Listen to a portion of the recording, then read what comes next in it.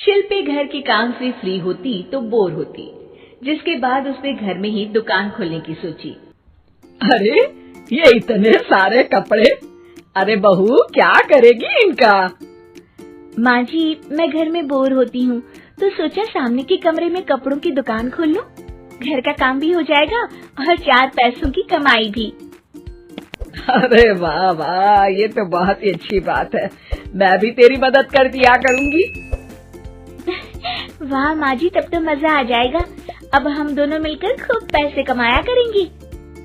अब क्या था, सास बहू का काम चल पड़ा।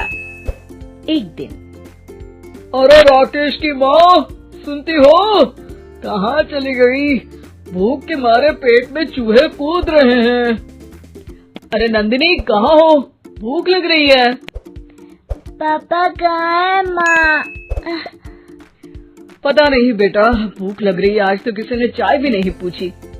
तभी सास बहू घर के अंदर ढेर सारे सामान के साथ आती हैं और वो भी हंसती हुई। अरे वाह बहू, ये तो बड़ी अच्छी मार्केट दिखाई तूने। बड़ा ही सस्ता सामान था। हाँ माँ जी, और ये सामान हम डबल पैसों में बेचेंगे, मजा आ जाएगा। अरे बहू, भूख लग रही है, कुछ खाने को दे दे। माँ क्या बात है, आज किसी ने पापा को चाय भी नहीं दी?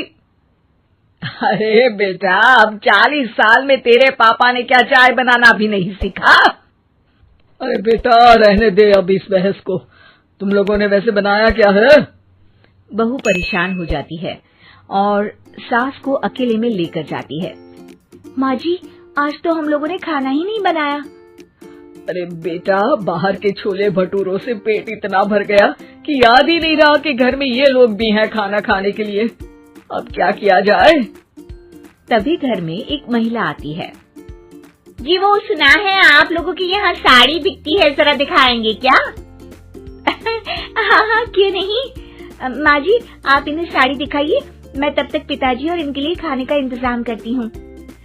सास उस औरत को लेकर सामने वाले कमरे में चली जाती है जहाँ उन लोगों ने दुकान खोली थी। वहीं बहू भी किचन में चली जाती है।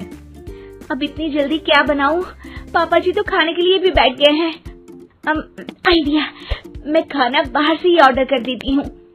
थोड़ी देर में खाना आ जाता है और बहू टेबल पर खाना लगा देती है।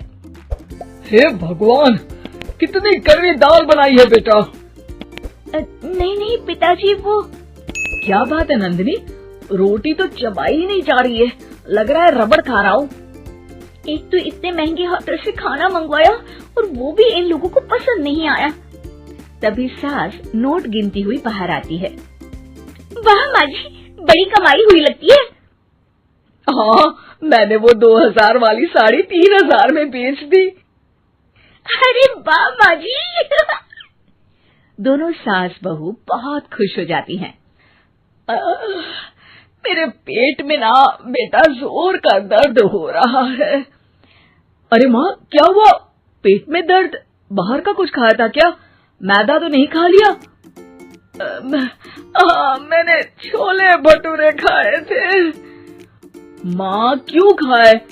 आपको तो पता है कि आपको मैदा सूट नहीं करता। चलिए माँ को डॉक्टर के पास ले जाते हैं।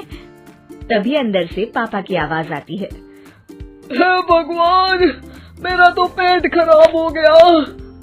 सब पिताजी के पास जाते हैं। पिताजी, आपको क्या हुआ? खाना बासी था शायद।